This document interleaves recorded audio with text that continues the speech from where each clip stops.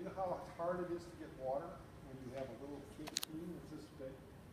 Every time you came to a well with 1,000 soldiers trying to get that water out of that well because they didn't have enough water, it took them 3 days to march 27 miles.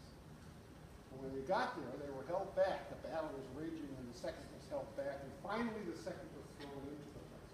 And they had to go up this long slope. At the top of the slope was a house where a widow lived in.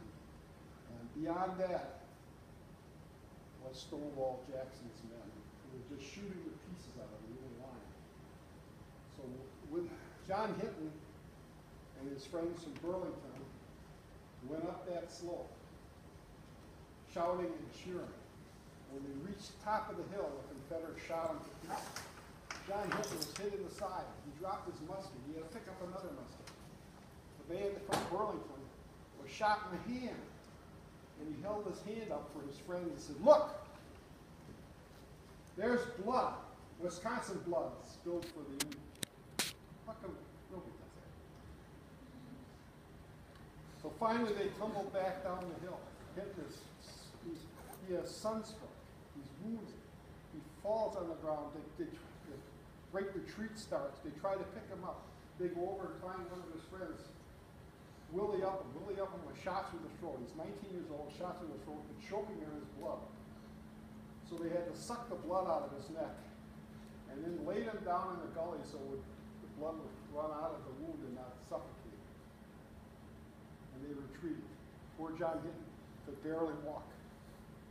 And his friends carried him a mile in this hot day in the middle of this confusion of the battle. And finally, they said to him, "We can't carry you anymore," and they set him by the side of the road. And there he sat, wounded and sick, as night came. And by chance, along came a buggy with 3 Union officers in it. And they saw him wounded, and they threw him in the back of the buggy. And they rode into Washington, 20 miles into Washington. And they dumped him off on a street corner, wounded. Didn't know where he was going, half delirious from the sunset. Finally, he found a policeman who took him to an armory. And in the armory, they bound his wounds, and he slept for 14 hours. And what's if he woke up refreshed? And what's the first thing a Wisconsin boy does? Writes a letter to his mother.